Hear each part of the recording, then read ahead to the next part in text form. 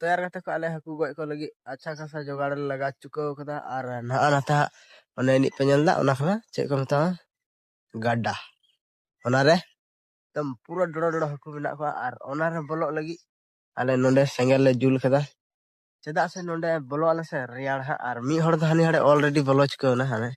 nail दाड़े वाय कना पे ओडे मिटे हाकू झली कना ओई मना ये 2-3 किलो रा और ओंडे बोलो कते हा उडुंगा और डायरेक्ट नोआ सेंगेल रे जुल हा जार नोते रे फेंजल दाड़े नानी मिटे उनी हा कारेट कते को भितरी को बोलो से उन रे हाला उडुंग को चल का मुझे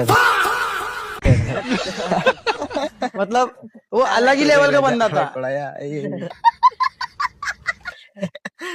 तो नहीं तो लजा कना तो वीडियो तो नला धरी गीता कना जापान बोल नेक्स्ट वीडियो के साथ ताल तक के लिए अपन चैनल पे नवा गे का चैनल जरूर सब्सक्राइब करबन पे और